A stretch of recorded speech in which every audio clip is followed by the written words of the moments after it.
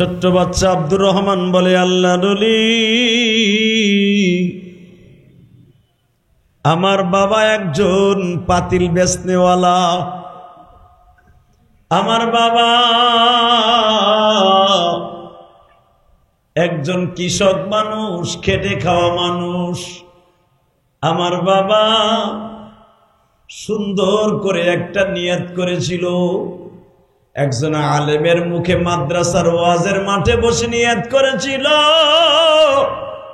যদি কোনোদিন কোনো মানুষ তার সন্তানদের আলেম বানায়, হাফেজে কোরআন বানায়, কিয়ামতের মাঠে হাফেজে কোরআনের মা বাবার মাথার উপরে নুরের টুপি পড়াইবে আমার আল্লাহ।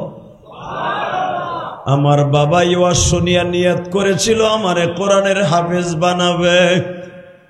হাফেজ বানাবার নিয়ত করে আমার বাবা মাদ্রাসায় ভর্তিও করেছিল। ধরে নেন মাদ্রাসাতুল মনির আল ইসলামিয়ায় ভর্তি করেছিল। আমি যখন 1 বছর লেখাপড়া করলাম, মক্তব শেষ করলাম, হেফজখানায় ঢুকবো, ইন দি মিন টাইমে আমার টাইফয়েড জ্বর হইল। রাত 3টার সময় আমার বাবা মায়ের স্বপ্ন সব ধূলিসাৎ হয়ে গেল। আমার বাবার নিয়ত সব ধূলিসাৎ হয়ে গেল। আল্লাহ আমার মেহমান বানাইবার জন্য ডেকে কবরে নিয়ে আসছে।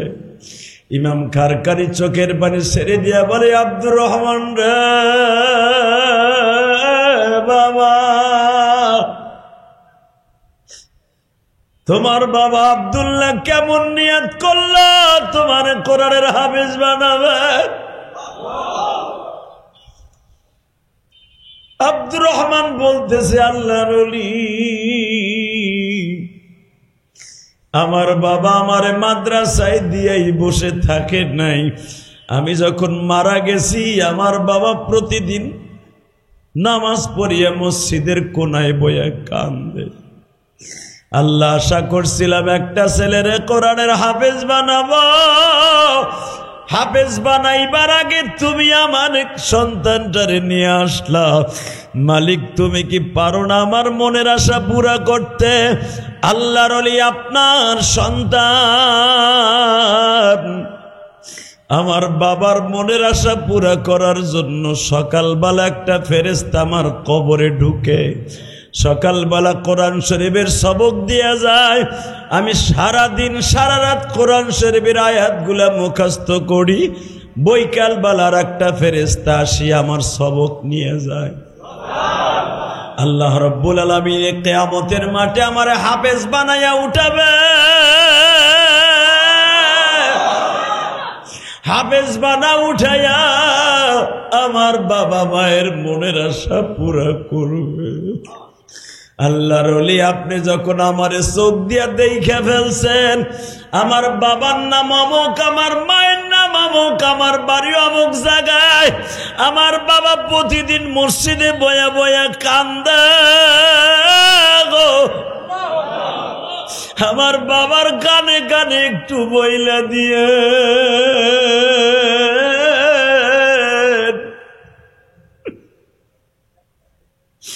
আমার আব্বা জানোয়ার মসজিদে বইয়া না কান্দে। আমার আব্বারে বইলা যায়েন, তোমার আব্দুর রহমান কোরআনের হাফেজ হইতেছে, তুমি আর কানবা না, তোমার নিয়ত মাওলাই কারিম কবুল করেছে। ও আমার কলিজার টুকরা কেরানীগঞ্জের বাজারের ভাইরা, কালীগঞ্জের ভাইরা, চুনকুটিয়ার ভাইরা, গোলাম বাজারের ভাইরা, যারা যেখান থেকে কদমতলির থেকে আসছেন, সকলের প্রতি আমার একটা দাবি, অন্তত একটা হাফেজে কোরআন একটা ছেলেরে বানায় যান। এই যে উবাইদি, মহসিন উদ্দিন উবাইদি, আমি ইলিয়াসুর রহমান জিহাদি, 12 বছর বয়সে মা হারাইছি গো বাবা। আমার জনম দুঃখিনী মায়ের আশা ছিল আমারে আলেম বানাবে। বাবা রে, আলেম ছোট হই আর বড় হই আল্লাহ তো বানিয়েছে। আমার বিশ্বাস আমার জনম দুঃখিনী মা কবরে কোনো অশান্তিতে নাই। কেন এই যে রমজান মাসে আল্লাহর ঘর দূরে বহুত কাঁদছি গো। রমজান ইফতারের সামনে সরমুনার পিসাবের কাছে আমি বললাম, হুজুর এই মদিনায় রাসূলের রওজার পাশে বসে আপনি একটু আমার মায়ের জন্য দোয়া করেন। পিসা হুজুর আমারে কি বলে জানো, জেহাদি মওলায় যখন এই দেশে আনছে কেন জানি বলে মওলায় আমাদের মা বাবারে মাফ করে দিছে। হে আমার কলিজার টুকরা ভাইরা, যদি আমি আলেম না হইতাম এইভাবে মায়ের পাগল থাকতাম না। আমি ওয়াজে গেলেই অনেক বক্তা ভাইরা বলে মায়ের পাগল বক্তা, আসলে আমি মায়ের পাগল বক্তা কেন জানো রে?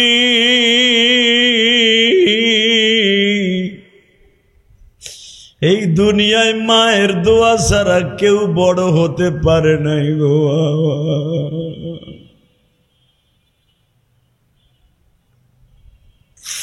এই দুনিয়ায় মায়ের দোয়া ছাড়া কেউ ইমামও হতে পারে নাই। এই দুনিয়ায় যত বড় বড় বুজুর্গ দেখো বাবা, যত বড় এমপি মন্ত্রী দেখো, এসপি ডিসি দেখো, আর্মি সেনাবাহিনীর বড় বড় কর্নেল দেখো, মা বাবার দোয়া ছাড়া কেউ বড় হতে পারে নাই। গত কয়েকদিন আগে বাবা ওয়াজে গেছিলাম নওগাঁ, একজন আর্মির বড় অফিসার ছিল ওই মাহফিলের সভাপতি। ওই লোকটা মায়ের ওয়াজ শুনিয়া চেয়ারে বয়া কাঁদতে কাঁদতে আমারে বলে, জেহাদি ভাই আমি আপনার ওয়াজ শুনি আর কান্দি, আজকে বাস্তবে শুনলাম আমাদের সেনাবাহিনীর মধ্যে অধিকাংশ ছেলেরা আপনার ওয়াজ শুনে। হুজুর আমি ছুটি নিয়ে আসছি শুধু আপনার ওয়াজ শোনার জন্য। আমি যে আজকে এত বড় একজন অফিসার হয়েছি একমাত্র আমার মা বাবার দোয়ার কারণে। ও আমার কলিজার টুকরা ভাইরা, বড় ব্যবসায়ী হইতে পারবা যদি মা বাবার দোয়া অ্যাকাউন্টে থাকে। যদি বাবার দোয়া অ্যাকাউন্টে থাকে 100% তুমি বড় বুজুর্গ হইতে পারবা ইনশাআল্লাহ। বলেন একটা ছেলের আলেম বানানো যাবে তো ইনশাআল্লাহ? কে কে বানাবেন দেখে আল্লাহকে হাত উঁচু করে দেখান তো। আল্লাহ দেখো চোখের পানি দিয়ে সবাই তোমার কাছে দরখাস্ত দিছে, এদের ছেলে মেয়েদেরকে হক্কানি আলেম আলেমা বানায় দাও। আল্লাহ এদের সবাইকে হক্কানি আলেম আলেমা বানায় দাও, এদের সন্তানগুলোকে কবুল করিয়ে নাও। আল্লাহ তুমি তাকায় দেখো ওই আব্দুর রহমানের মতো আমাদের ছেলেগুলোর একটা কোরআনের হাফেজ বানায় দাও। আল্লাহ আজকে 25শে এপ্রিল সাক্ষী রেখে গেলাম এই মাদ্রাসাতুল মনির আল ইসলামিয়ায় বসিয়া। আল্লাহ তুমি মেহেরবানি করে এই মাদ্রাসাকে কবুল করিয়া লও। এই মাদ্রাসার ছাত্রগুলাকে ইমাম গাজালির মতো বানায় দাও। আল্লাহ এই মাদ্রাসায় যারা লেখাপড়া করবে প্রত্যেকরে আল্লামা শামসুল হক ফরিদপুরের মতো বানায় দিও, শাইখুল ইসলাম আহমদ শফির মতো বানায় দিও। যাদের সন্তানগুলো এখানে পড়বে আল্লাহ তাদেরকেও তুমি কবুল করে নিও। বিসমিল্লাহির রহমানির রহিম।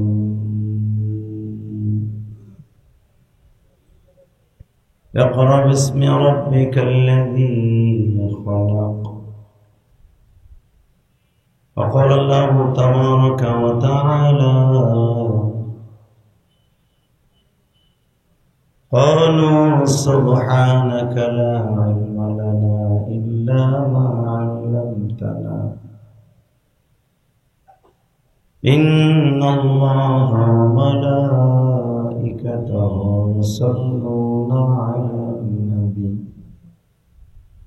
يا أيها الذين آمنوا صلوا عليه وسلموا تسليما. اللهم صل على محمد وعلى آل محمد كما صليت على إبراهيم وعلى آل إبراهيم إنك حميد مجيد. সমস্ত প্রশংসার মালিককে আল্লাহ, এখানে আসার তৌফিক কে দিয়েছেন আল্লাহ, যাইবার তৌফিক কে দিবেন আল্লাহ। ওই আল্লাহর প্রশংসা বলেন তো দেখি আলহামদুলিল্লাহ। যতদিন বাঁচবো কার প্রশংসা করব আল্লাহ, যতদিন বাঁচবো কার ইবাদত করব আল্লাহ। ওই আল্লাহ যদি মৃত্যুর আগ পর্যন্ত আমার আপনার বন্ধু থাকে অসুবিধা আছে? আজকে সারা পৃথিবীর মুসলমানের যে অবস্থা দেখলে কলিজায় মানায় না।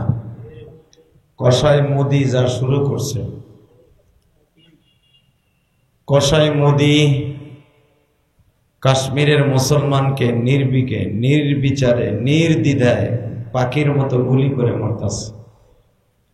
এই কসার মোদির বিরুদ্ধে যদি কখনো ডাক আসে, ফিলিস্তিনের মুসলমানের পক্ষে ইসরায়েলের বিরুদ্ধে, ওই বেজরমা ইসরায়েলের বিরুদ্ধে যেমনি আমরা অষ্টমুষ্টি ধারণ করে মাঠে ঘাটে রাস্তা ঘাটে মিছিল মিটিং করছি, কসাই মেয়েদের বিরুদ্ধে করতে হবে। রাজি আছেন না নাই? কে কে রাজি আছেন? আল্লাহকে হাত উঁচা করে দেখাতে থাকে। আল্লাহ কবুল করেন। কসাই মোদি দিল্লির হাজার হাজার মসজিদ মাদ্রাসা বন্ধ করে দিছে, এবং মুদির বাড়ি যেখানে, মুদির বাড়ি, এই কসাই মুদির বাড়ি যেখানে, এই বদমাইশটার, এই বদমাইশ মুদির এলাকায় কোনো মাদ্রাসা মসজিদে ইবাদত করতে দেয় না। আপনারা তো দেখছেন গুজরাটের মুসলমানদেরকে পাখির মতো গুলি করে মারতেছে, কাশ্মীরের মুসলমানকে মারতেছে। আল্লাহ আপনি মুসলমানকে হেফাজত করেন, আপনার কুদরতি হাতে হেফাজত করেন। ফিলিস্তিনে যেই অবস্থা, এর চাইতে ভয়াবহ অবস্থা হলো এখন ইন্ডিয়ার জমিনে। এই কয়েকদিন আগে, গত পরশুদিন, এক বদমাইশ আকাডা সারাল, ও বলছে ফিলিস্তিনে যেরকম মুসলমান পরিষ্কার করছে, আমরাও ভারত পরিষ্কার করব। আমরা ভারত মাতাকে মুসলিম আকাডা পরিষ্কার করব। হালাকে ওই আকাডার বাচ্চা জানে না এই ভারতের নাম কিন্তু ভারত নয়, তোরা রেখেছিস ভারত, এটার নাম হিন্দুস্তান। এটার নাম কি? হিন্দুস্তান। এটা মুসলমানের নাম রাখা, নূহ নবীর নাম রাখা, আদম নবীর নাম রাখা হিন্দুস্তান। সালাউদ্দিন আইয়ুবী, তারপরে মাহমুদ গজনবীর রাখা নাম হিন্দুস্তান। তোরা ভারত রাখলি এটা মেনে নেব না। তোরা মহাভারত বলস, মহাভারত যতই বলবি, মুসলমানের রক্ত নিয়ে তোদের আরো খেলা হবে। কথা ঠিক না বে ঠিক? জোরে বলেন। যদি কখনো দরকার হয়, যে কোনো মুহূর্তে ফিলিস্তিনের বিরুদ্ধে, ফিলিস্তিনের পক্ষে মুসলমানের দরদ নিয়ে যেমনি রাস্তায় নামছি, সরওয়ার্দী উদ্যান আউলামা ইকরামের ডাকে যেমনি লক্ষ লক্ষ জনতার ঢল নেমেছিল, দরকার হয় আর একবার ওই কসাই মোদির বিরুদ্ধে আমাদের যে কোনো মুহূর্তে ডাক আসতে পারে। প্রস্তুত আছেন তো ইনশাল্লাহ? প্রস্তুত আছেন তো ইনশাল্লাহ? যে কোনো মুহূর্তে ওর মোকাবেলা করবো ইনশাল্লাহ। বলেন। ফিলিস্তিন যেতে পারি নাই, কিন্তু ভারত যেতে পারবো। পারবো না? পারবো তো ইনশাল্লাহ। আওয়ামী লীগের নেতা গোতারা যদি নৌকা পার হইয়া, নদী পার হয়ে ওই পার আশ্রয় নিতে পারে, আমরাও মুসলমানের পক্ষে যে কোনো মুহূর্তে ওই পার হতে পারি। পারবো না? রেডি থাকবেন যে কোনো মুহূর্তে। কারণ আমার রাসূল বলেছেন, সারা দুনিয়ার অপমান মেনে নিব, সারা দুনিয়ার সবকিছু মেনে নিব, কোন মাদ্রাসা মসজিদের পরে আক্রমণ করলে এটা মেনে নেওয়া যাবে না। আর কসাই মুদি মনে মনে ভেবেছে গুজরাটের অধিকাংশ, পশ্চিমবঙ্গের এবং ত্রিপুরার অধিকাংশ মসজিদ মাদ্রাসা এই জন্য বন্ধ করে দিচ্ছে যে মাদ্রাসা থেকে তালেবানদের প্রোটেকশন হয়, তালেবান যোদ্ধাদের এখান থেকে সাপ্লাই হয়।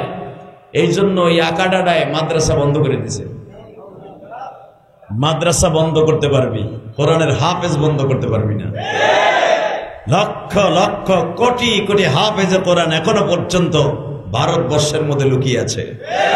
কারণ এই ভারতে, এই হিন্দুস্তানে জন্ম নিয়েছে হুসাইন আহমদ মাদানী, আনোয়ার শাহ কাশ্মীরি, মুঈনুদ্দিন চিশতি এখনো পর্যন্ত ভারতবর্ষে ঘুমিয়ে আছে, যাদের রুহানি শক্তি এখনো পর্যন্ত মুসলমানের অন্তরে আছে। তুই মাদ্রাসা বন্ধ করতে চাইলে কি হবে? মাদ্রাসার সর্বপ্রথম প্রতিষ্ঠাতা, কওমি মাদ্রাসার প্রতিষ্ঠাতা, সারা দুনিয়ার সারে ইসলাম শরিয়ত প্রণেতা নবী মুহাম্মদ রাসূলুল্লাহ। এই মাদ্রাসা তুই বন্ধ করতে চাইলে হবে না। ঠিক না বেটি? জোরে কর, আরো জোরে। মাদ্রাসা কেউ বন্ধ করতে পারে নাই, পারবেও না। আজ থেকে 1446 বছর আগে এই মাদ্রাসার উৎপত্তি হয়েছে, এই মাদ্রাসার নিশানা গেড়েছে, এই মাদ্রাসা শুরু হয়েছে সেই হীরা পর্বত থেকে। ঠিক না বেটি? ইকরা বিসমি রাব্বিকাল্লাযী খালাক, খালাকাল ইনসানা মিন আলাক, ইকরা ওয়া রাব্বুকাল আকরাম আল্লাযী আল্লামা বিল কলম। সর্বপ্রথম মাদ্রাসার প্রতিষ্ঠাতা হলেন বিশ্ব মানবতার শান্তির দূত নবী মুহাম্মদ রাসূলুল্লাহ। সেই হীরা পর্বত ছিল পৃথিবীর শ্রেষ্ঠ ভার্সিটি, সেই জাবালে নূর পৃথিবীর শ্রেষ্ঠ ভার্সিটি। আল্লাহ হলেন শিক্ষক, মধ্যম হলেন জিবরাইল। যেই মাদ্রাসা প্রতিষ্ঠা করে গেছেন আমার বিশ্ব নবী, এই মাদ্রাসা পৃথিবীর কোন জালিম স্তব্ধ করতে পারবে না। আর মনে রাখতে হবে এই মাদ্রাসার থেকেই প্রেসিডেন্ট জন্ম নিবে। যেরকম মোল্লা ওমর আফগানিস্তানে যুদ্ধ শুরু করে, সেই মোল্লা ওমরের সেই উত্তরসূরির এখনো পর্যন্ত আফগানিস্তানের প্রেসিডেন্ট। তালেবানরা মাদ্রাসার ছেলেরা হইতেছে পুলিশ, বিডিআর আর্মি, ওই দেশের সেনাবাহিনী হইতেছে মাদ্রাসার শিক্ষকরা। সুবহানাল্লাহ জোরে কইলেন। পার্ট টাইম সেনাবাহিনীতে যোগ দেয়, পার্ট টাইম মাদ্রাসায় মুহাদ্দিসগিরি করে। আপনি জানেন না আফগানিস্তানের সব সৈন্যগুলা মাদ্রাসার ছাত্র। তারা ক্লাস করে, বন্দুক ঘাড়ে থাকে, 47, 46, 45 এলএমজি এফএমজি বুকে নিয়ে তারা বুখারীর দর্স করে। শিক্ষকের পিঠের মধ্যে পিস্তল থাকে, ছাত্রদের সামনে পিস্তল থাকে। এটা রসুলের যুগে সেই আমল। রসুলের যুগে ছিল সাহাবা একরাম বিশ্বনবীর সামনে হাদিসের দর্স দিতেন, হাদিসের ক্লাস করতেন। তাদের কোমরের মধ্যে হযরত ওমরের মতো তরবারি থাকতেন, পিঠে একটা কোমরে থাকতেন, দুই কোমরে দুইটা থাকতেন, তিনটা করে তরবারি নিয়ে রসুলের সামনে ওয়াজ শুনতেন। ঠিক আফগানিস্তানে রসুলের সেই সুন্নাত, পিছলে পিস্তল, বুকের মধ্যে বাতাটাকে 47। তাহলে বুঝে নিতে হবে আফগানিস্তান এমন একটা দেশ, যেই দেশের মাদ্রাসার তালিবুল ইলমদের বুকের মধ্যেও পিস্তল থাকে। যে কোনো মুহূর্তে দেশ রক্ষা করার জন্য, ইসলামকে রক্ষা করার জন্য তারা যদি মাঠে ময়দানে 24 ঘন্টা নামতে পারে, হতে পারে একটা সময় আসতেছে আমাদেরও মাদ্রাসার শিক্ষকদের এবং ইমামদের বুকের মধ্যে বন্দুক লইয়া ইমামতি করতে হবে। আসতেছে সময়, অপেক্ষা করেন, আসতেছে। গজওয়ায়ে হিন্দ, আজকে একজনে ফেসবুকে লিখছে দেখলাম, গজওয়ায়ে হিন্দ মনে হয় খুব তাড়াতাড়ি শুরু হয়ে যাবে। যেই যুদ্ধটার কথা আমার বিশ্ব নবী বলে গিয়েছে, আর এই গজওয়ায়ে হিন্দ মনে হয় কাশ্মীর থেকে শুরু হবে। ইনশাল্লাহ বলেন, ইনশাল্লাহ বলেন। গজওয়ায়ে হিন্দে যারা অংশগ্রহণ করবে তারা সবাই জান্নাতি, আমার বিশ্ব নবীর ঘোষণা। রসুলকে দেখি নাই, কিন্তু রসুলের ভাষ্য, অন্তত গজওয়ায়ে হিন্দে অংশগ্রহণ করে জীবন দিয়ে শাহাদাতের সুধা পান করে সাহাবীদের সাথে জান্নাতে যাব। বিশ্ব নবী বলেছেন যারা গজওয়ায়ে হিন্দে শহীদ হবে ঈমানের হালাতে, ولا تقولوا لمن يقتل في سبيل الله أموات بل أحياء ولكن لا تشعرون।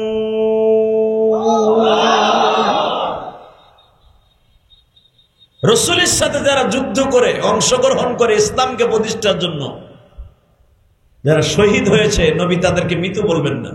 গজওয়ায়ে হিন্দে যারা শাহাদাতের সুধা পান করবে তাদেরকে মৃত্যু বলা যাবে না। আর শহীদের এই বডিটা জাহান্নামের জন্য এবং মাটির জন্য হারাম। তার জ্বলন্ত প্রমাণ আমি আপনাদেরকে দিয়ে দেই।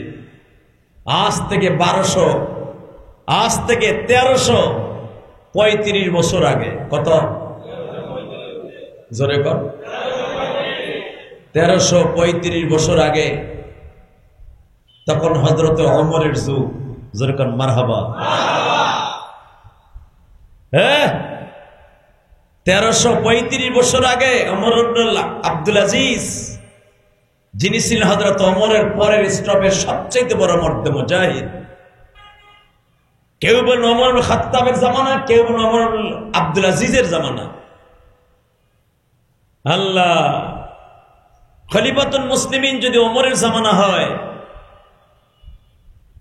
আর ওমর আব্দুল আজিজের জামানা যদি হয়, উহুদের যে মাখবারের শহীদাইন যেটা আপনারা দেখতেছেন, এখানে রাসূলের কলিজার টুকরা চাচা হযরতে হামজা রাদিয়াল্লাহু তাআলা শুয়ে আছেন।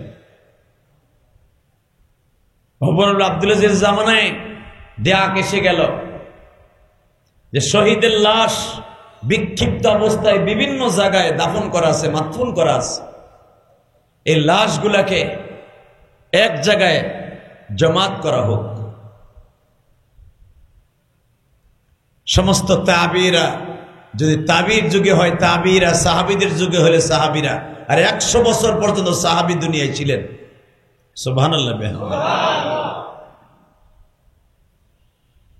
70 জন সাহাবী উহুদের মাঠের আশেপাশে শুয়ে আছে।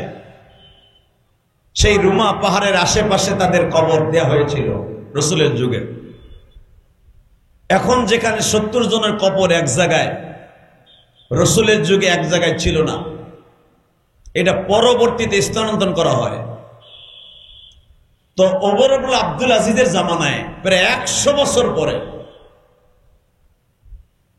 আল্লাহু আকবার, শহীদের লাশ যে পচে না তার জ্বলন্ত প্রমাণ এটা। সাহাবায়ে কেরামের লাশগুলো উত্তোলন করা হচ্ছে। 100 বছর পরে দেখা গেছে শহীদের লাশ একই রকম। এমনকি রাসূলের কলিজার টুকরা চাচা হযরত হামজা, যাকে নির্মমভাবে হত্যা করা হয়েছিল, শহীদ করা হয়েছিল, হামজা রাদিয়াল্লাহু তাআলার পাও কাটা হয়েছিল, চোখ উঠানো হয়েছিল, হাত দুইটা কাটা হয়েছিল, কলিজা বের করা হয়েছিল, পুরুষ লিঙ্গ কেটে নিয়ে গিয়েছিল বেঈমানরা। ঠিক যে অবস্থায় দাফন করা হয়েছে ওই অবস্থায় হামজাকে পাওয়া গেছে। একটা কাফনের কাপড়ও পচে নাই 100 বছর পরে। এমনকি যখন কোদাল দিয়ে হযরত হামজার লাশ খনন করে উঠানো হয়, তখন হুজুরের কলিজার টুকরা চাচার এই ঘাড়ের এই কনারে কোদালের একটা আঘাত লেগে গিয়েছিল। প্রমাণ করে জাগো মুজাহিদ নামে একটা পত্রিকা আসতো আজ থেকে 20 বছর আগে। এই পত্রিকাটা বন্ধ হয়ে গেছে। এই দেশের সরকার বন্ধ করে দিয়েছে। আওয়ামী লীগ সরকার এটা আজ থেকে 17 বছর আগে বন্ধ করে দিয়েছে এই পত্রিকাটা। জাগো মুজাহিদ নাম। এই জাগো মুজাহিদ আমি পড়েছিলাম। আল্লাহ, তখন আমি একটা মাদ্রাসার পড়াইতাম। দেখা গেছে হযরত হামজা রাদিয়াল্লাহু তাআলা ঘাড়ের উপরে কোদালের একটা আঘাত লেগেছিল। আপনি শুনলে আশ্চর্য হয়ে যাবেন, এখনো আমার পশম দাঁড়িয়ে যায়। তো যেখানে আঘাত লেগেছিল ঠিক ওই জায়গাটায় থেকে ফিলকি দিয়ে রক্ত বের হচ্ছে। হামজা রাদিয়াল্লাহু তাআলা এত বড় বডির অবস্থান ছিলেন তার। রাসূল হামজা সম্পর্কে বলেন, ওয়া হামজা আসাদুল্লাহি ওয়া আসাদ রাসূলি আল্লাহুম্মা ইগফির লিল আব্বাস ওয়া ওয়ালিদিহি মাগফিরাতান যাহিরাতান ওয়া বাতিনাতান লা তুগাদির যামবা। ওয়া হামজা আসাদুল্লাহ ওয়া আসাদ রাসূলি, আমার চাচা হামজা আমার বাঘ, আল্লাহর বাঘ। বুঝেন সেই বাঘ কি বাঘ? সুবহানাল্লাহ বিহামদি। সে কি বাঘ? আল্লাহর বাঘ, রাসূলের বাঘ, যারে সিংহ বলেছেন আমার বিশ্ব নবী, যে আমার সিংহ এবং আমার আল্লাহর সিংহ আমার চাচা হামজা। এই হামজার লাশ যখন উত্তোলন করতে গেছে, একটা আঘাত এই ঘাড়ের মাঝখানে লেগে গেছে। এখন দিল থেকে নরম হয়ে শহীদের কথা, শহীদের তামান্না নিয়ে এক ফোঁটা পানি ফেলবেন। হতে পারে যদি বাসায়ও মরি শহীদের মর্যাদা পাবো। হামজা রাদিয়াল্লাহু তাআলা আনহু এই ঘাড়ের একটু কোণারে যখন কোদালের আঘাত লেগে গিয়েছিল, আমার কালীগঞ্জ বাজারের ব্যবসায়ী ভাইরা, রক্তগুলা এমন ভাবে বের হচ্ছে মনে হচ্ছে একটু আগে হামজার ঘাড়ে কেউ আঘাত করেছে। হামজার ঘাড়ের উপরে হয়তো তরবারি দিয়ে সবে মাত্র কেউ আঘাত করেছে। এমন দৃশ্য মনে হচ্ছে। ওই জামানার সবচেয়ে বড় বড় সাহাবীরা যারা বেঁচে ছিলেন, কারণ 100 বছর পর্যন্ত সাহাবী বেঁচে ছিলেন। আনাস ইবনে মালিক তখনও বেঁচে আছেন, হযরত আবু হুরায়রা তখনও বেঁচে আছে বাবা। উম্মে সালমার বড় ভাই সাদ ইবনে আব্দুল্লাহ বেঁচে আছেন। সাহাবা একরাম তাদেরকে ডাকা হইল, এই রক্ত কি দিয়ে বন্ধ করা যায়? আমার নবীর শালা সাদ বিন আব্দুল্লাহ অর্থাৎ উম্মে সালমার ভাই, সুবহানাল্লাহ বলেন, মা উম্মে সালমা হলেন আপনার আমার মা। অর্থাৎ সাদ বিন আব্দুল্লাহ হইতেছে আমাদের মামু। এই সাদ বিন আব্দুল্লাহকে নিয়ে বৈঠক করা হইল, নবীর চাচার রক্ত কিভাবে বন্ধ করা যায়। এত বছর পরে, এত যুগ চলে গেল, এত মাস, এত বছর চলিয়া গেল, শহীদের লাশ তো যাররা পরিমাণও পচে নাই, এমনকি পাঞ্জাবিটাও পচে নাই। কারণ শহীদের নিয়ম হলো যেই কাপড়ে তারা শাহাদাতের সুদা পান করবে ওই কাপড়েই তাকে দাফন করা হবে, গোসল ছাড়া দাফন করা হবে, ওই রক্তমাখা অবস্থায় দাফন করা হবে। হামজার সেই কাপড়, হামজার সেই আঘাত, হামজার সেই বডি, সেই রক্তমাখা বডি এখনো পর্যন্ত 100 বছর পরে বিদ্যমান। সাদ বিন আব্দুল্লাহকে ডাকা হইল, আবু হুরায়রাকে ডাকা হইল, আনাস ইবনে মালিককে ডাকা হইল। আবু সাইদ খুদরির বড় ছেলে তখনও বেঁচে আছে। এ ভাইজান, সাহাবীদেরকে ডেকে ডেকে বলা হইল, আপনারা একটা সিদ্ধান্ত দেন, হামজা রাদিয়াল্লাহু তাআলা রক্ত বন্ধ না করে কেমনে তারে দাফন করে? যে হামজার লাশটা আপনারা মাকবার শহীদ আইনে দেখেন, উহুদের মাঠে সবচেয়ে বড় লম্বা কবরটা হলো হামজার কবর। হামজা রাদিয়াল্লাহু তাআলা আনহুর কবরে রাখার আগে রক্ত কোন রকম ভাবে বন্ধ করতে পারে না। ওই যে কোদালের আঘাত লেগেছে, ওই রক্তর জায়গাগুলা বাবা এখনো পর্যন্ত পানির ফোয়ারার মতো রক্ত ঝরতাছে। সব মানুষগুলো আশ্চর্য হয়ে গেল, এই রক্ত বন্ধ করা ছাড়া কেমনে হামজাকে দাফন করব? সিদ্ধান্ত হয়ে গেল, সাহাবা একরাম সিদ্ধান্ত দিলেন, এইভাবে তো কোন রকম ভাবে বন্ধ না করে দাফন করা যায় না। বিশ্বনবীর কাছে ওই জামানার সবচেয়ে বড় বুজুর্গ সাহাবী যখন রওজার পাশে যেয়ে ডাক দিছে, নবীজি আপনার চাচার রক্ত কোন রকম ভাবে বন্ধ করতে পারি না, আপনি পদ্ধতিটা শিখাইয়া দেন না, কিভাবে বন্ধ করলে বন্ধ করা যাবে।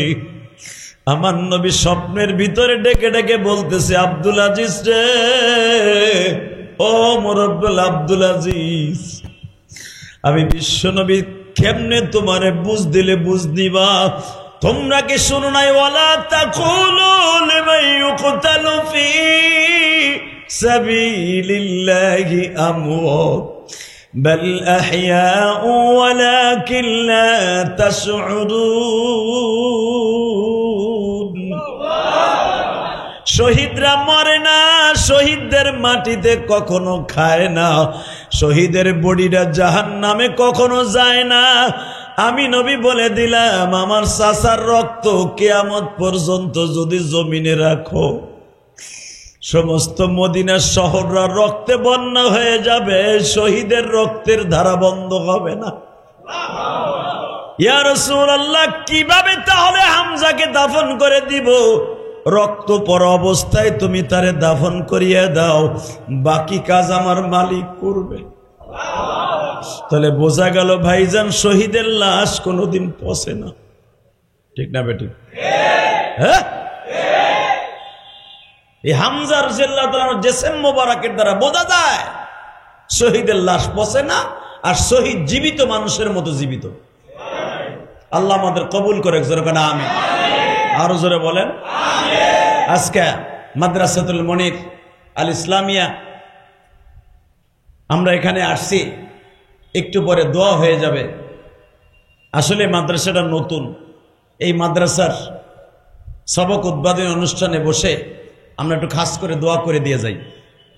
আল্লাহ মাদ্রাসাকে যে উদ্দেশ্য করা হয়েছে ওই উদ্দেশ্যকে আপনি কবুল করেন, দোয়া করবেন তো ইনশাআল্লাহ। এখানে লোকমান সাদি সাহেব কথা বলে গেছেন, মহসিনুদ্দিন ওবায়দি জেলা পরিষদের সম্মানিত ইমাম ও খতিব এবং আবুল খায়ের ভৈরবী সাহেব সহ অনেক ওলামা একরাম এখানে আসছে। আমি গুনাহগারকে বলছি দোয়া করার জন্য। দোয়ার কি করব, আপনারা দোয়া করবেন বেশি করে, এই মাদ্রাসা যেন কবুল হয়। আমরা তো প্রতিদিনই দোয়া করি, আর এই মাদ্রাসা যখন আমার কলিজার টুকের সন্তানের মতোই, মেয়ের জামাই মানিতে সন্তান, তাই না?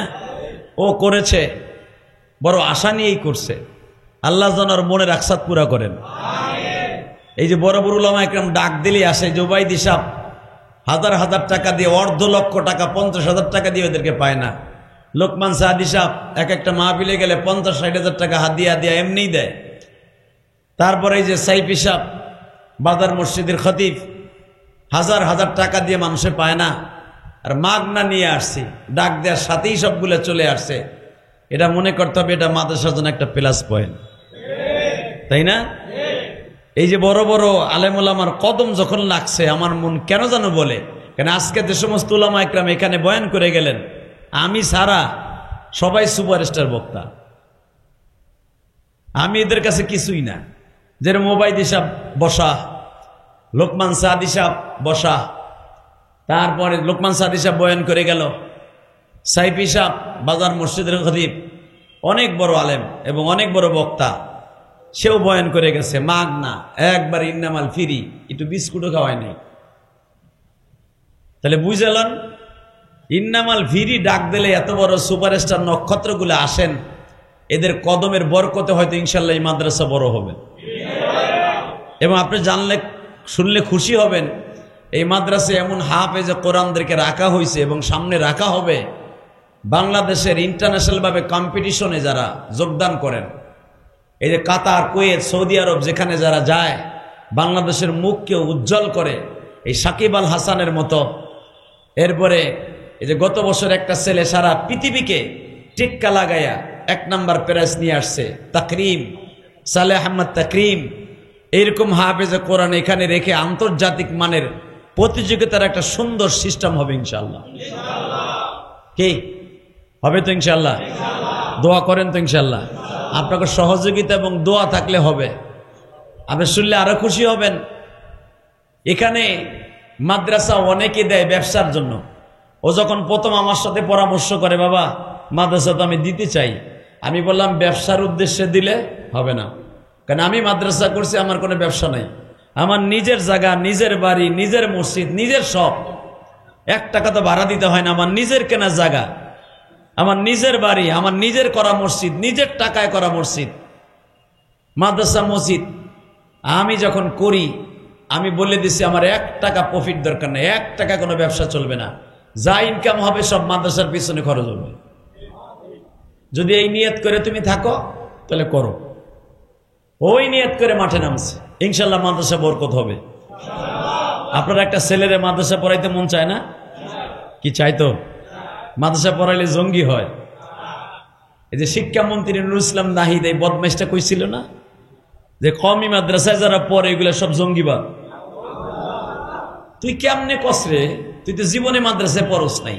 তোরে যদি ইন্টারভিউ নেয় মাদ্রাসাতুল মনিরের একটা মক্তবের পোলাও যদি ইন্টারভিউ নেয় যে 5টা সূরা মুখস্থ কত, তো 5টা সূরা পড়তে যা অন্তত 25টা ভুল হইব।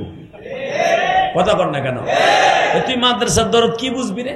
এই যে দীপুমণি আছে না, খুকুমণি, এই যে সোরের মতো বাইন্দে বাইন্দে কোডে উঠে মগিরে, এই যে মাদ্রাসা বন্ধ করতে কত চেষ্টা করছে এই পতিতাটা। কথা কর না কেন? তো পতিতা যে মাদ্রাসার বিরুদ্ধে কথা কয়, মনে রাখতে হবে এগুলার ইসলামের মধ্যে যারা ইসলামের বিরুদ্ধে কথা কয়, এরা অধিকাংশ এগুলার জন্মের মধ্যে ভেজাল আছে। এগুলো জন্মে ঠিক হইতে পারে না। কারণ আমি জন্মের পরের থেকে শুনছি আমার কানে আজান। কথা কর না কেন? আমি জন্মের পরে শুনছি ইকামত, আমি জন্মের পরে শুনছি ইসলাম আমার জাতীয় সঙ্গীত। কথা কর না কেন? আমি জন্মের পরেতে শুনছি আমার বিশ্ব নবী আমার নবী। জন্মের পরেতে শুনছি আমার বুকের মধ্যে বাঁধা হলো আল কোরআন। এই যদি মাদ্রাসা পড়লে যদি জঙ্গিবাদের আখড়া হয়, দীপু মনিও তো কইছে 2 দিন আগে। আজকে কি সুন্দর ওনারে কোডে উড়াইলে কি সুন্দর হাসে। কেমন লাগে দিদি, কেমন লাগে দিদি? আলেম ওলামা যখন কোডে উঠতো তখন কত কত মুস্কি মুস্কি হাসতেন আর কইতেন জঙ্গিবাদরা উঠছে। আপনি কি এটা জানেন? ওয়ালা তাজিরু ওয়াজিরাতুন বিজরা উখরা, আপনি যেটা করবেন ওইটার সম্মুখীন হয়ে আপনি মরবেন। কথা কর না কেন? চাহা কুনা চাহা দরপেশ। আপনি যদি কারো জন্য কুয়া খুদেন, আলেম ওলামা জেলখানা বইরা পরিষ্কার কর, আপনিও একদিন জেলখানার মধ্যে ঢুইকা কেলানি খাইয়া তারপরে মরবেন। এই যে 2-3 দিন আগে দেখেন নাই ওই যে কামরুল্লা, টাপকা কামরুল্লা, হ্যাঁ, কামরুল্লারে পিঠ পরল দিয়ে চোরের মধ্যে বাইন্দে যখন উঠাইতেছে, দেখেন নাই আপনারা? বাইন্দে যখন উঠাইতেছে চোরটায় কয়, গম চোরে কয়, অর্জন খাদ্যমন্ত্রী বানাইছিল, 1000 টন গম চুরি করছে। এটাই শেখ হাসিনার ডুবাইছে এই সমস্ত নাপিত গুলা মন্ত্রীতে। কথা কর না? ওই বিডির দোষ নামিয়া ওই বিডিরে প্রোটেকশন দিয়ে দিয়ে বদমাশ গুলা খারাপ বানাইছে। এই টাউকাটায় কয়দিন আগে, 3 দিন আগে যখন ওরা কোর্টে উঠাইতেছে, ও কয় আমাকে সময় একদিন আইব। ওই এখনো কয় আমাকে সময় আইব। এই যে পড়ে না চোখের পলক আছে না, পড়ে না চোখের পলক, ইন্টারনেটের মাস্টার পলক কে ও বাটপার এখনো কয় ইন্টারনেট ভালো চলে। তখন 2 দিন আগেও কয়, সাংবাদিকরা জিজ্ঞেস করছে এখন তো ইন্টারনেট ভালো চলে, চলুক চলুক চলুক। হাইছেন না, দুঃখ লাগে। কথা কর না কেন? এই চোরগুলা বাংলাদেশের বন্ধু না। যদি এইগুলা যদি বাংলাদেশের বন্ধু হইতো, আল্লাহর কসম, যদি বাংলাদেশে এমন কোন জিনিস নাই আমার দেশে নাই। বাংলাদেশে এত হাজার এত লক্ষ হেফজখানা মাদ্রাসা, এটা সৌদি আরবেও নাই। কথা কর না কেন? সৌদি আরবের চাইতে 10 গুণ মাদ্রাসা বাংলাদেশে। হালাকে পুরা মক্কা মদিনা জেদ্দা মিলে যতটুকু জায়গা, এর চাইতে কম জায়গা বাংলাদেশ। একটা জেলার সমান সৌদি আরবের বাংলাদেশ। আজকে সেই দেশে প্রায় 6.5 লক্ষের উপরে হেফজখানা মাদ্রাসা। আপনি দেখেন বাজাই যে উবাইদি সাহেবের মসজিদ থেকে নিয়ে এই পাকা পোল পর্যন্ত, তার চুলপিটা চৌরাস্তা পর্যন্ত মনে হয় 120টা মাদ্রাসা হইল। 2 দিন পরে মনে হয় প্রত্যেক বাড়ি বাড়ি মাদ্রাসা হইল। কথা কর না কেন? এই যে আমাগো কেরানীগঞ্জের আর এক মন্ত্রী আছিল, কি জানি না, বিপু সাহেব, উনি কইছিল মাদ্রাসাগুলো ব্যাঙ্গের ছাতার মতো গজাইছে। আপনি তো মাদ্রাসার দরদ বুঝেন না, আপনি কি বুঝবেন? আর এখন যদি হ্যাঁ থাকতো তাহলে তো কইতো সব বন্ধ কর। ঠিক না বেঠিক? মনের কষ্টে কইতেছি, সবই তো এখন পালায় গেছেন। এত সুন্দর রাজপ্রাসাদ বানাইয়া ঘুমান এখন হোটেলে। এবার আমরা যে দেখি সব এমপি মন্ত্রী নাফিদ গুলা মক্কা মদিনায়। তা আমি তো আবার অন্য কোয়ালিটির মানুষ, বুঝেন না, মরার ভয় আমি ভাই না। আমি একজনকে জিগাইছি, নাম কমনে চিনে লাগবেন, আমরা এলাকারই, কিও ভাই আল্লাহ ইবাদত করার সুযোগ করে দিছে। আমারে কয় হে এমপি, ভাই আল্লাহ ইবাদত করার সুযোগ করে দেন। তো হ্যাঁ, ফাইন মাইরা ইবাদত করার জন্য আইছো। আবু জেহেল যদি পয়সা থাকতো সবগুলারে কলা ডুহাই দিত। যা কাম করেছিল বাংলাদেশে, হ্যাঁ নাইয়া ভূতার হয়ে পড়ে রেছিস বদমাস ভাইরা। আমি বদমাস আবু জেহেলই তো আছি, তোকে লাগবো না। কথা ঠিক না বেটে? হাসে আর কয় ভাই আবার বাংলাদেশে যে আমার নাম কইেন না যে আমি এখানে আছি। আমি কয়টা আছেন? কয় আছি এক জায়গায় 31 জন।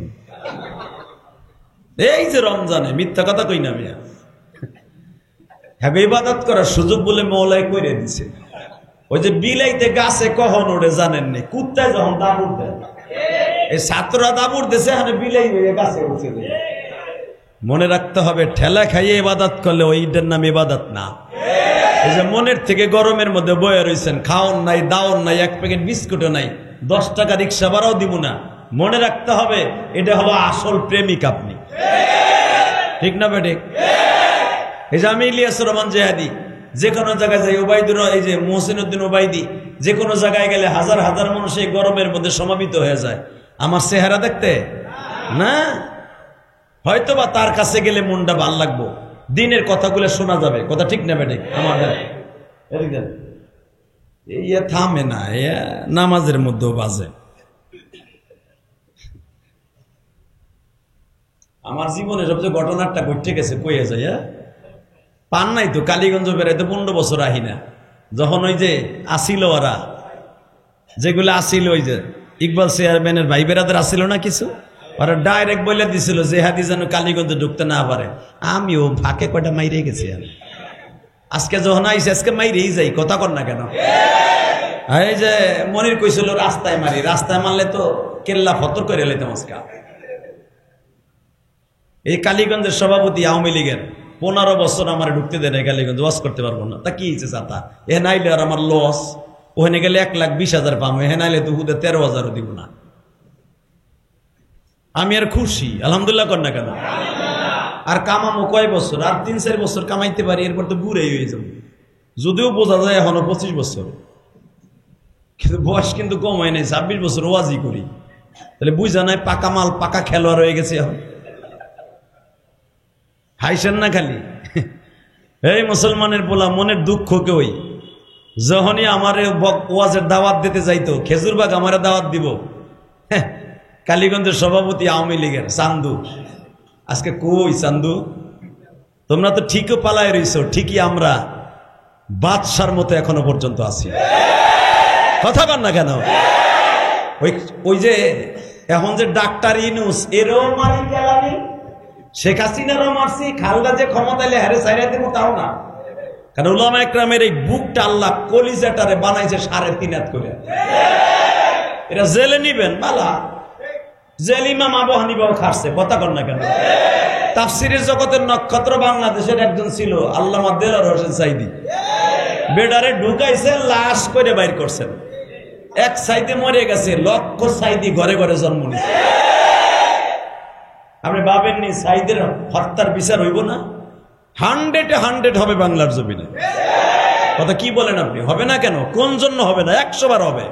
বঙ্গবন্ধুর হত্যার বিচার যদি হতে পারে, প্রত্যেকটা আলেমের হত্যার বিচার হবে, ইনশাল্লাহ হবে। অপেক্ষা করেন, হতে হবে, ইনশাল্লাহ হবে। সবুর করেন। আপনার পান রুটি আর রুটি কলা খাওয়ার জন্য চেষ্টা করতেছেন, আবার মুস্তাওয়াই আমু, এত তাড়াতাড়ি না, দেরি আছে। বাংলাদেশের মানুষ বুঝে লাইছে ইসলাম ছাড়া অন্য কিছু আর মানি না। ইনশাল্লাহ বলেন, চান তো? ইনশাল্লাহ।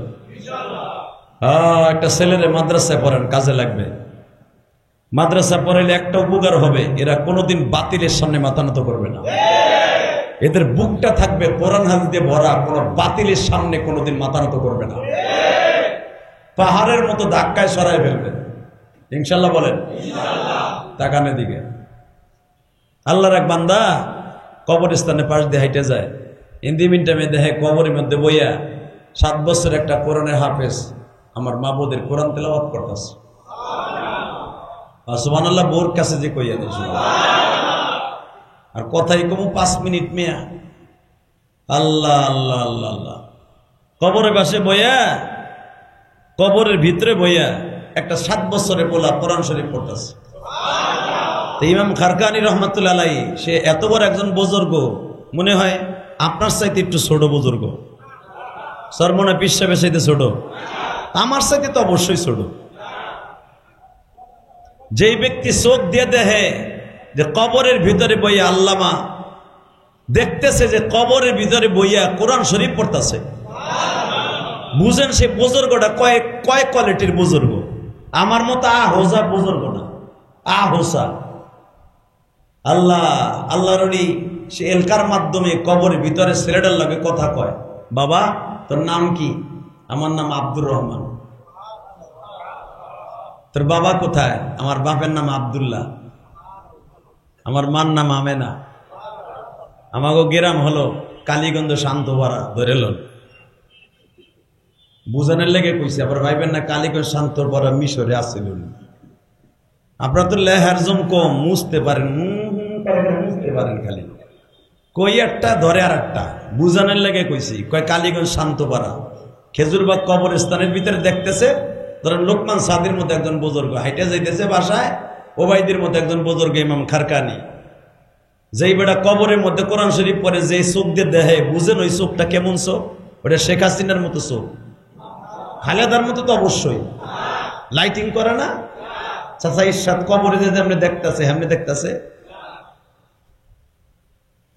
আল্লাহ আল্লাহ আল্লাহ আল্লাহ আল্লাহ। জিজ্ঞেস করছে এলকার মাধ্যমে, বাপ ও বাপ, তোর বাপ কোন জায়গায় থাকে? শান্তপাড়া। তোর বাপ কেমন মানুষ ছিল? আমার আব্বা সিলভার বেছে, সিলভার। সিলভার বুঝেন? হ্যাঁ, পাতিলা হয়। এই তো ভালো বুঝেন, বেচছেননি কোনোদিন, দেখছেন তো নাকি? যাই হোক, আমার আব্বা সিলভারের পাতিলা বেছে, কইরা প্লেট বেছে, তাই না? তাহলে তুই কোরআন শরীফ পড়স কবরের মধ্যে বইয়া, কারণটা কি? এখন দিলটা নরম করেন, সময় আর 3 মিনিট আছে, 3 মিনিট পরে ওয়াজ শেষ করে দিন, কারণ মাগ না এত সময় ওয়াজ করন যাব না, কালকে সেই বরিশাল পটুয়াখালী ওয়াজ। আল্লাহ জিজ্ঞেস করতেছে, তুই কবরের মধ্যে বইয়া কোরআন শরীফ পড়স, তুই কেমন মায়ের সন্তান? ছোট্ট বাচ্চা আব্দুর রহমান বলে, আল্লাহ নলি, আমার বাবা একজন পাতিল বেচনেওয়ালা, আমার বাবা একজন কৃষক মানুষ, খেটে খাওয়া মানুষ। আমার বাবা সুন্দর করে একটা নিয়ত করেছিল, একজন আলেমের মুখে মাদ্রাসার ওয়াজের মাঠে বসে নিয়ত করেছিল,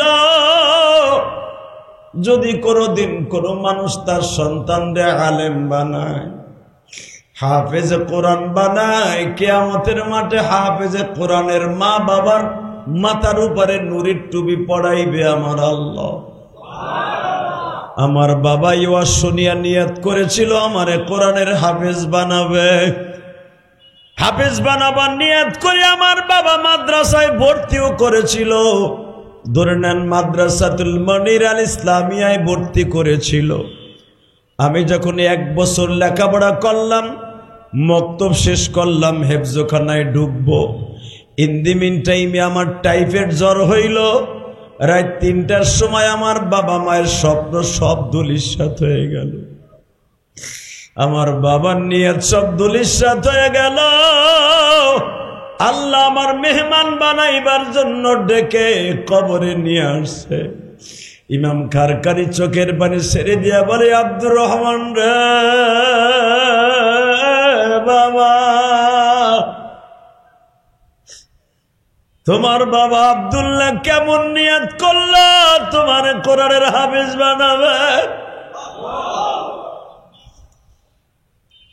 আব্দুর রহমান বলতেছে, আল্লাহর ওলি, আমার বাবা আমারে মাদ্রাসায় দিয়েই বসে থাকে নাই। আমি যখন মারা গেছি, আমার বাবা প্রতিদিন নামাজ পড়িয়া মসজিদের কোনায় বইয়া কান্দে। আল্লাহ আশা করছিলাম একটা ছেলেরে কোরআনের হাফেজ বানাবো, হাফেজ বানাইবার আগে তুমি আমার সন্তানটারে নিয়ে আসলা। মালিক, তুমি কি পারো না আমার মনের আশা পুরা করতে? আল্লাহর ওলি আপনার সন্তান আমার বাবার মনের আশা পুরা করার জন্য সকালবেলা একটা ফেরেশতা আমার কবরে ঢুকে সকালবেলা কোরআন শরীফের সবক দিয়া যায়। আমি সারা দিন সারা রাত কোরআন শরীফের আয়াতগুলা মুখস্থ করি, বৈকালবেলার একটা ফেরেশতা আসি আমার সবক নিয়ে যায়। আল্লাহ রাব্বুল আলামিন কিয়ামতের মাঠে আমারে হাফেজ বানায়া উঠাবে, হাফেজ বানা উঠাইয়া আমার বাবা মায়ের মনের আশা পুরা করবে। আল্লাহর ওলি, আপনি যখন আমারে চোখ দিয়া দেখে ফেলছেন, আমার বাবার নাম অমুক, আমার মায়ের নাম অমুক, আমার বাড়ি অমুক জায়গায়, আমার বাবা প্রতিদিন মসজিদে বয়া বয়া কান্দে গো, আমার বাবার কানে কানে একটু বইলা দিয়ে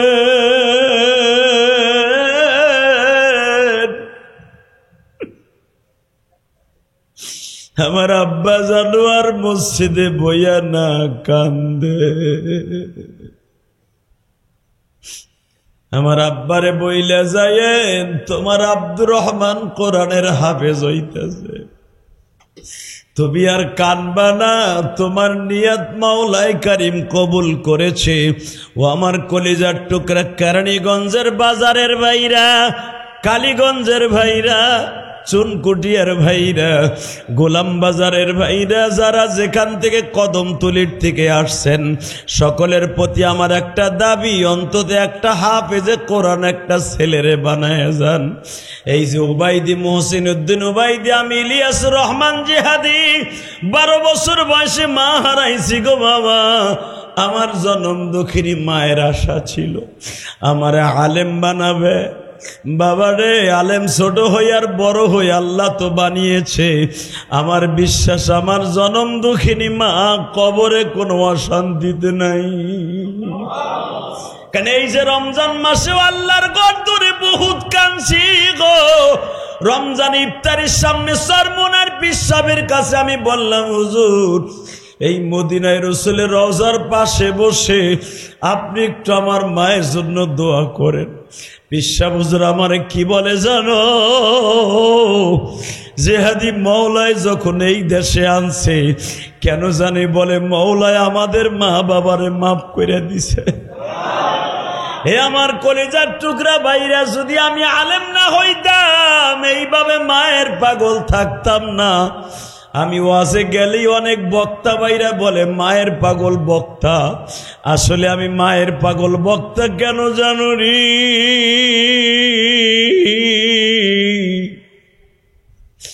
এই দুনিয়ায় মায়ের দোয়া ছাড়া কেউ বড় হতে পারে নাই গো।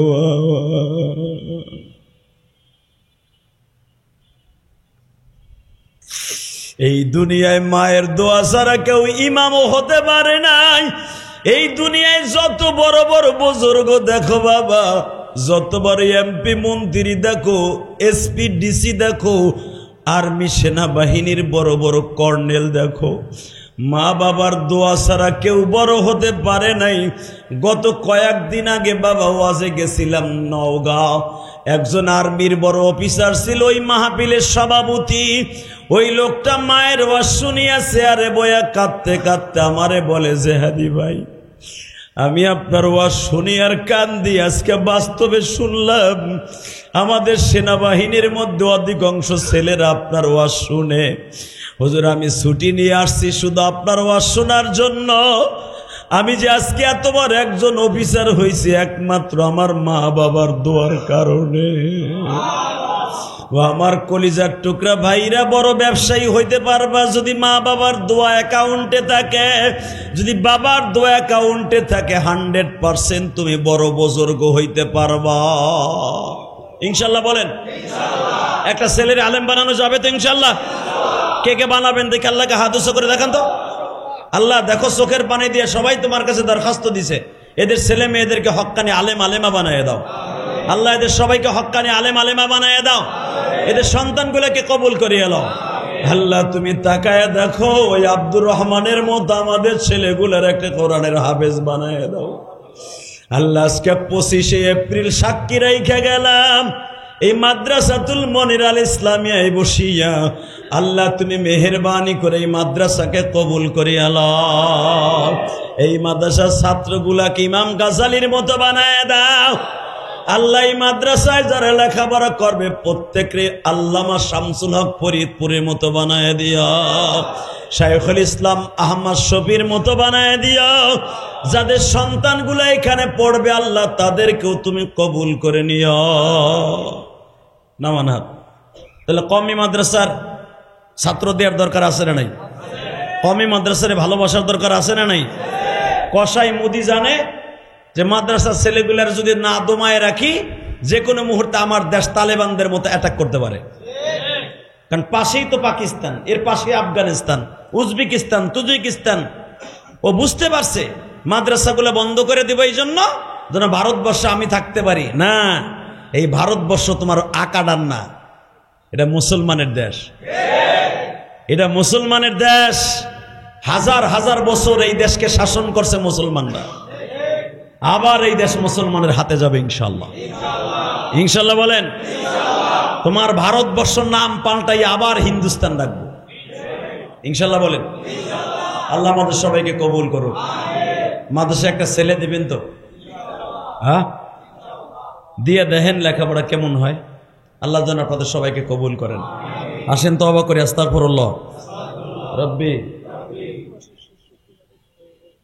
রব্বি মিন কুল্লি জামবি ওয়া আতুবু ইলাইহি লা হাওলা ওয়ালা কুওয়াতা ইল্লা বিল্লাহিল আলিয়্যিল আযীম লা ইলাহা ইল্লাল্লাহু মুহাম্মাদুর রাসূলুল্লাহ সাল্লাল্লাহু আলাইহি ওয়াসাল্লাম। সবাই ভালো থাকেন, সুস্থ থাকেন, মাদ্রাসার জন্য দোয়া করেন।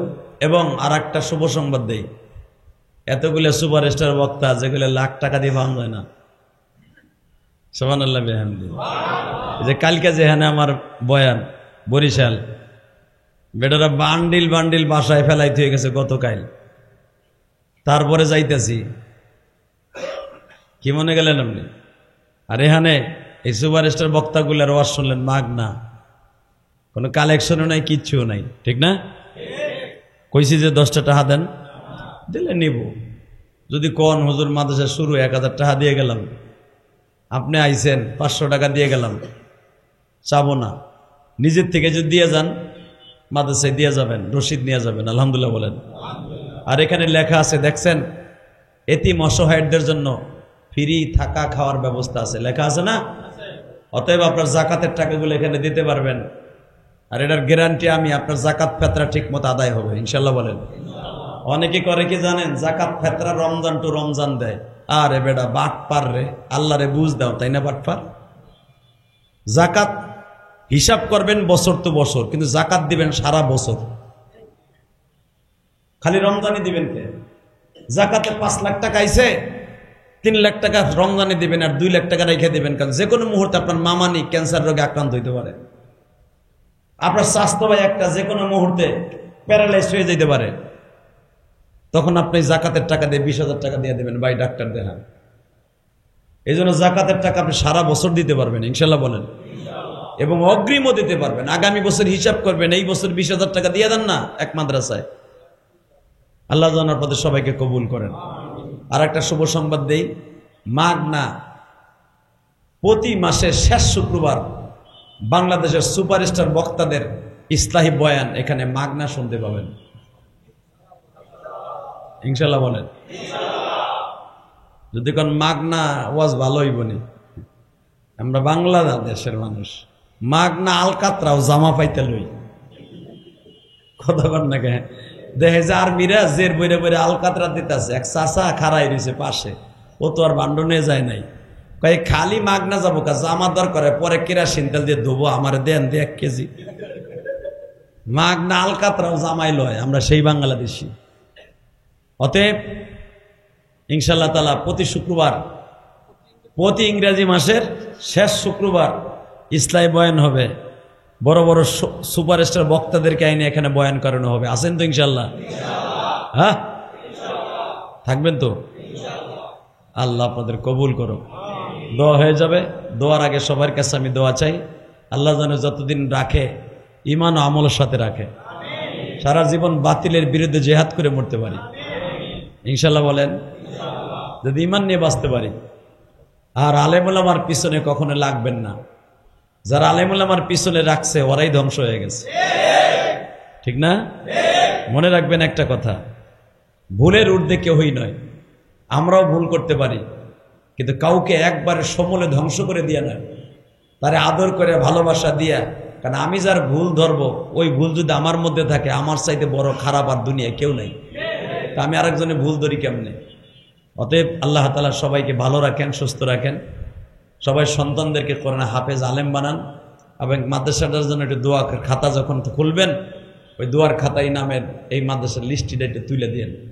আর আমি একটা মসজিদ করছি কেরানীগঞ্জ, গোলামবাজার চরাইল, দেখে আসবেন ইনশাল্লাহ বলেন। আমার সারা জীবনে একটা আশা ছিল, আপনাকে কয়ে দিয়ে যাই। আমি যখন শাহী মসজিদে 8 বছর ছিলাম, চিনেন না আমারে? ওই যে তবে এখানতে যাই আমার কপাল খুলছে।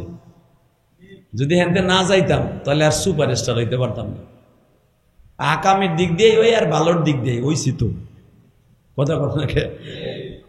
বাংলাদেশের 10 জনের ভিতর ধরলেও আমি চান্দুরে ধরতে হইব, 50 জনের ভিতর ধরলেও আমি চান্দু আছি, 100 জনের মধ্যে ধরলেও আমি চান্দু ফেলানো না।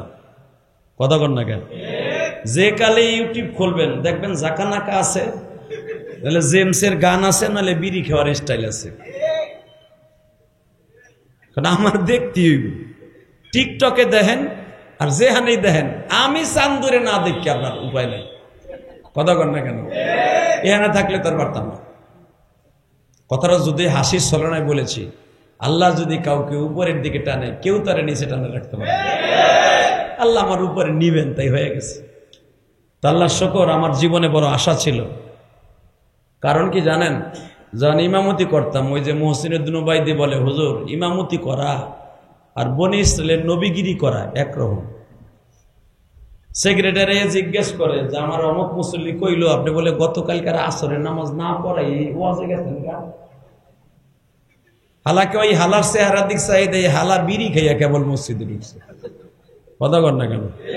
এরকম বদমেশ আছে না? দাড়িও নাই, মোছো নাই, নাহের পশম বাইরে দিচ্ছে। ও দাড়ি মোছ কাটতে সুযোগ পায়, নাহের পশম কাটতে সুযোগ পায় না। এই বাট পাড়াইয়া হুজুরে গালি দেয়। কথা কর না কেন? হাইসের না মনে দুঃখে ইমামতি করার চাইতে কষ্ট মনে হয় নবীরাও এত কষ্ট করে না। আরে আল্লাহ, কি যে পরিস্থিতি করছি তো। এক সময় 1-2 বছর ইমামতি করি নাই, 15 বছর উপর ইমামতি করছি। দেখছি তো কমিটির গুতা কি। ওয়াজে যাইয়া চোখ ডলতে ডলতে ফজরের নামাজে পড়ার লাগছে। মাঝে মাঝে সেজদা 3টাও দিছি। কারণ ওই ওয়াজ করে এত ঘুম নাই তো, ওই যে সেজদায় গেছি তো জিবরাইলের লাগে দেখা করতে গেছি। মুসল্লিরা কুরুপ দেয় তা উড়ি না, এমনও জীবন গেছে আমি জেহাদের। হাইছেন না? এই ইমামতিটা না থাকলে তো আর এই কষ্টটা হইতো না। হইতো এখন ওয়াজ করে আইয়া ফজরের নামাজের পরে 4 হাত পাও 4 দিক দিয়ে বউরে কই টেপতে টেপতে ঘুমাই থাই। 11টা 12টা বন্ধ ঘুমাই। কোনো চান্দুর ফোসান্দু করতে পারবো না যে বোর্ডিং এর বাজার হয় না। কারণ নিজের মাদ্রাসা, নিজের জায়গায় মাদ্রাসা, নিজের মসজিদ, কার বাপের ক্ষমতা নেই ডাইককে জিগাইব। কথা কর না কেন? নিয়ত ছিল জীবনে, আল্লাহর কসম, আল্লাহর কসম, আল্লাহর কসম, মনের কথা আজকে বললাম। নিয়ত ছিল আল্লাহ তুমি আমারে দিয়ে একদিন একটা মসজিদ বানাইও। কেউ যেন মসজিদের বারান্দার দাঁড়ায় কেউ বলতে না পারে এই ইমাম সাহেব গেছে কই।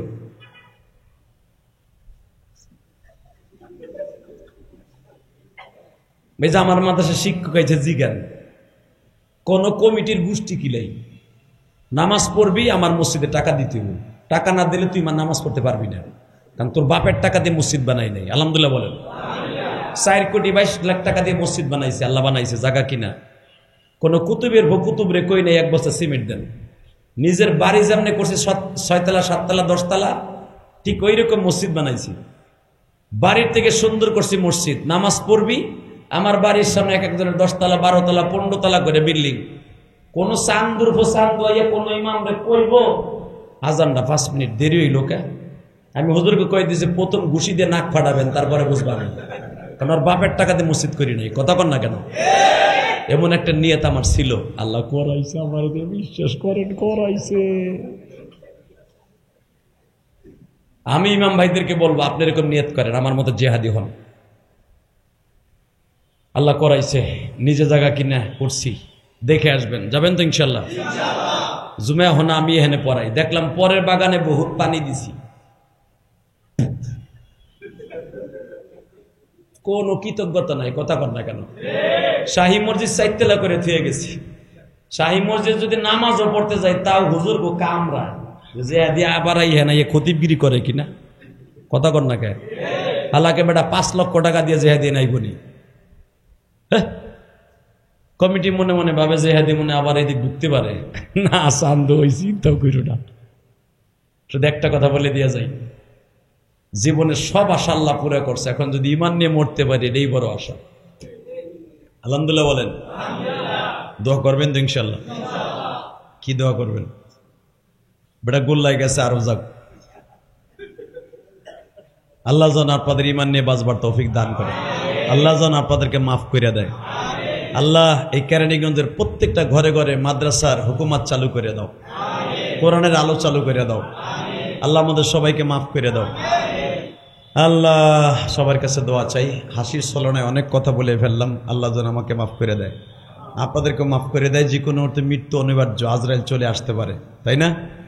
আমি সবচেয়ে বেশি কাঁদছি, বিশ্বাস করেন, আপনি শুনলে আশ্চর্য হবেন। কালীগঞ্জ যাদের দ্বারা আমি সবচেয়ে বেশি কষ্ট পাইছিলাম, এই লোকগুলো যখন অধিকাংশ আস্তে আস্তে করে আজরাইলের সাথে দেখা দিয়ে চলে গেছে, আজরাইলের থাবায় চলে গেছে অধিকাংশ যারা কষ্ট দিছিল, মানে বিশ্বাস করেন এদের জন্য কাবা ঘরদের দোয়া করছে, আল্লাহ এদেরকে তুমি মাফ করে দিও। সবাই ভালো থাকবেন, সুস্থ থাকবেন। আল্লাহ তাআলা যেন সবাইকে এই দুনিয়া ঈমানের সাথে ইজ্জতের সাথে রাখে। তো প্রতি মাসের শেষ শুক্রবার ইসলাহি বয়ান হবে, আছেন তো ইনশাআল্লাহ? লোকমান সাদি সাহেব এখানে আসবে, মোহসিনুদ্দিন ওবাইদি সাহেব আসবে, ইলিয়াস রহমান জিহাদি আসবে। কি চান না? চান তো ইনশাআল্লাহ? মইন ইসলাম শরিয়তপুরি, ও তো আমার মতো অনেক ভালো বয়ান করে, অনেক কান্নাকাটি করায়। আমি নিয়ে নিয়ে শিক্ষা দিছি এইভাবে, 2 কপি, আমার 2 কপি। ও ইসলাহি বয়ান করবে। আর ইসলাহি বয়ান যে একজনে করবে তা না, মাগরিব থেকে নিয়ে ইশার পরেও বয়ান হবে ইনশাআল্লাহ। মাসের শেষ শুক্রবার সবাই আসবেন, সবাইরে দাওয়াত দিয়ে নিয়ে আসবেন। মনে করেন এই মাদ্রাসা একটা মার কাজ হইল। আমি তো আগে কালীগঞ্জ মাহফিল নিতেই চাইতাম না, বয়ানই করতে চাইতাম না। অনেকে যাইতো আমার বাড়িতে চড়াইলে, আমি দৌড়ো ভাই ওখানে আমার অস করতে দিব না, আমি যাবো না। ওখানে আমার পোস্টারের নাম দেখলে ওকে গুড়া কিরমিতে কামড়ানো শুরু করবো। কথা কর না কেন? আমি ওখানে যাবই না। আল্লাহ যেন আমাদের সবাইকে মাফ করে দেন। এই হিংসা বিদ্বেষ রাজনীতি থেকে আল্লাহ হেফাজত করেন। আমার সবচেয়ে বেশি কষ্ট লাগছিল আজকে, মনের কথাটা কয়ে যাই। জেলা পরিষদে আমার এক ওয়াজ, এই হুজুর তখন আসে নাই, আমার নাম দিছিল। আমার নাম কেন দিল? ওই মাহফিলটা বন্ধ করে দিছিল। চরমনাইয়ের মুরিদদেরকে মাহফিল করাইতে দেয় নাই। ইকবাল চেয়ারম্যানের ভাই সোহেল, মনে রাখবেন, সোহেল তুমি আমার ছোট ভাইয়ের মতো, কিন্তু মনে রাখবা অতিরঞ্জিত কোনো কিছু আল্লাহ পছন্দ করে না। কথা ঠিক না বেঠিক? আজকে তুমি কোথায় সোহেল? আবার আসবা আমি জানি, 10 বছর পর হইলেও আবার আসবা ক্ষমতায়। ক্ষমতায় আসলে সেই লাইক, সেই ভালোবাসা আর পাবা না, আর সেইভাবে মাথা উঁচু করে দাঁড়াবায় সেই শক্তিও থাকবে না। অতএব সবসময় মনে রাখবেন, গুলি যে করে ও শুধু একটা আঙ্গুল ইউজ করে, 5টা কিন্তু ওর দিকে থাকে। মনে রাখবেন, 5টা ওর দিকে থাকে, একটা শুধু ইউজ হয়। এই 4টা আপনার দিকে থাকে। এই দেখেন 4টা কার দিকে? তুমি চান্দুর দিকে। যে কোনো মুহূর্তে তোরে 4টা দিয়ে খতম করব আমি আল্লাহ। কে? আন্নাল কুওয়াতা লিল্লাহি জামিআ। আল্লাহ আমাদের সবাইকে মাফ করুক, কেবের মুক্ত ইবাদত করার তৌফিক দান করুক। আল্লাহুম্মা আমিন। ربنا آتنا في الدنيا حسنة وفي الآخرة حسنة وقنا عذاب النار. اللهم اغفر لنا ولوالدينا رب ارحمهما كما ربياني صغيرا. নিজের হাতে বান্দা তুমি বানায়া কেমনে দিবা জাহান্নামে ফেলা। আল্লাহ তুমি তাকায়া দেখো মানি,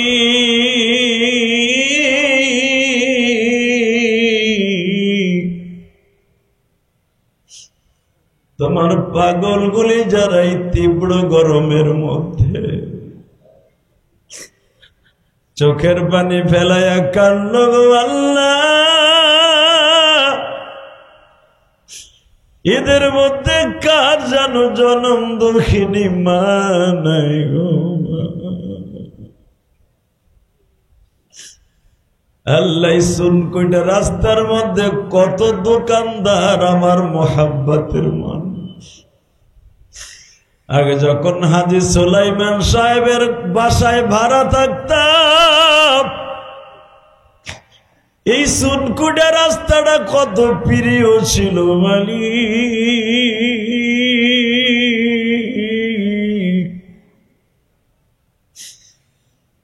এই রোডের কত দোকানদার জীবনের চাইতে বেশি ভালোবাসে। আল্লাহ দোকানদারদের মধ্যে অনেকেই কবরের বাসিন্দা হয়ে গেছে। দোকান ঠিকই আছে, দোকানের মালিক নাই। আল্লাহ যেই বাড়ির উপরে মাদ্রাসা, এই বাড়ির মালিক আজকে দুনিয়ায় নাই, শুনতে পাই না। ইলিয়াস রহমান জেহাদির এই কেরানীগঞ্জের বাড়িতে মাদ্রাসা মসজিদ বাড়ি থাকবে। ইলিয়াস রহমান জেহাদি দুনিয়া সাইরা চলিয়া যাবে, কে বা হবে সঙ্গে আমার মরণে, কে বা হবে সঙ্গে আমার কবরে, কে বা হবে সঙ্গে আমার মিজানে, কে বা হবে সঙ্গে আমার পরশুরাতে। আল্লাহ তুমি তাকায় দেখো, তোমার পাগল গুলি কান্দে।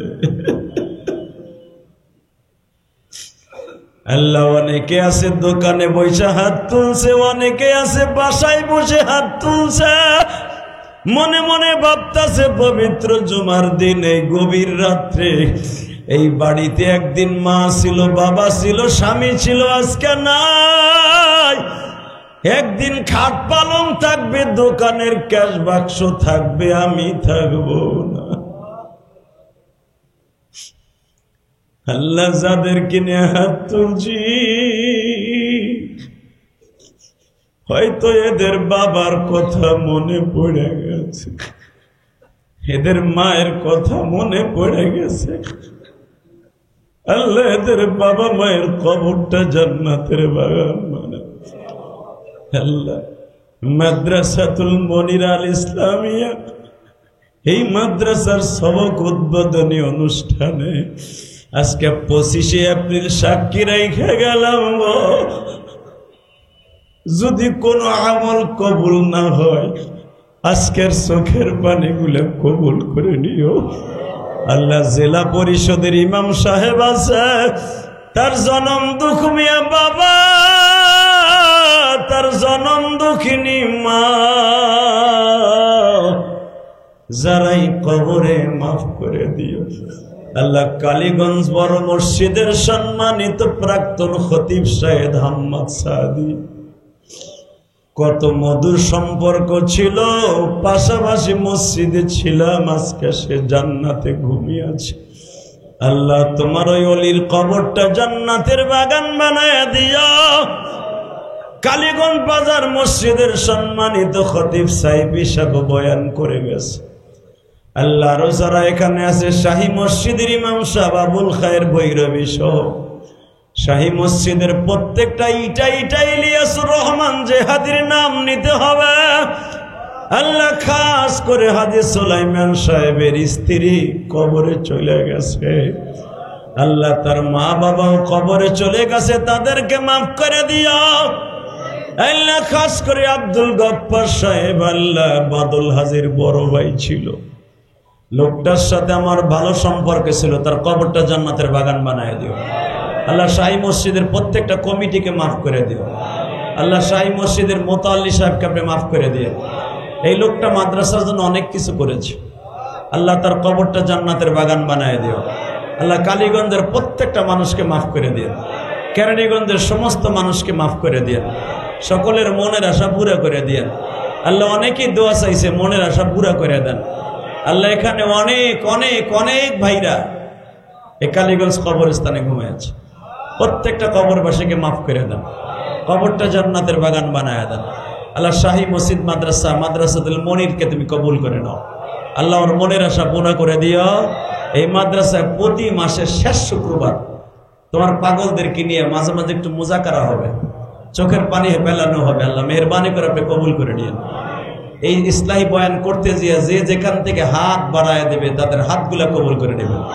আল্লাহ আমাকে মোটর সাইকেলে নিয়ে আসছে, ছেলেটা আমার অনেক ভালোবাসে। আল্লাহ ওর শাশুড়িটা মারা গেছে, মাফ করে দেন। ওর ব্যবসা বাণিজ্যে বরকত দিয়ে দেন, নেক সন্তান দান করেন।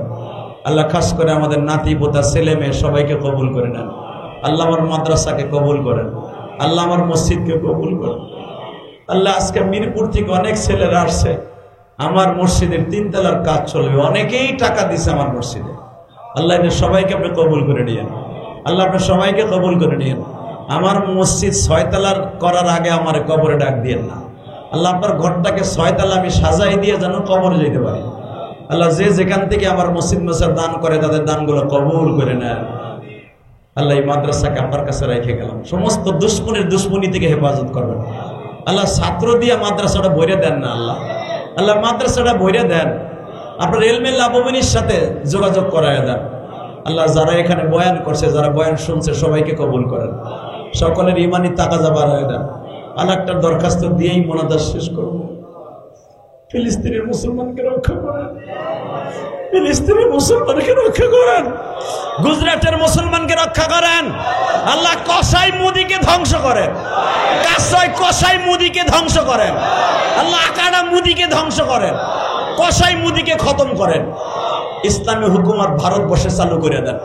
আল্লাহ মুসলমানকে যেইভাবে মারতাছে, মাদ্রাসা মসজিদকে বন্ধ করে দিয়েছে, আল্লাহ আপনার বিচার দিয়ে কসাই মুদিরে হেফাজত করেন। আল্লাহ কসাই মুদিরে আপনি ধ্বংস করেন। আল্লাহ সমস্ত ইমানদারদেরকে হেফাজত করেন। আল্লাহ কসাই মুদিকে যদি হেদায়েত থাকে হেদায়েত দেন, তা না হলে ওরে ধ্বংস করে দেন। আল্লাহ ওরে ধ্বংস করে দেন। আল্লাহ হেদায়েত থাকলে হেদায়েত দেন, তা না হলে ওরে ধ্বংস করে দেন। আল্লাহ সাল্লাল্লাহু তাআলা আলা খায়রি খালকিহি মুহাম্মাদি ওয়া নূরি আরশি সাইয়্যিদিনা মাহু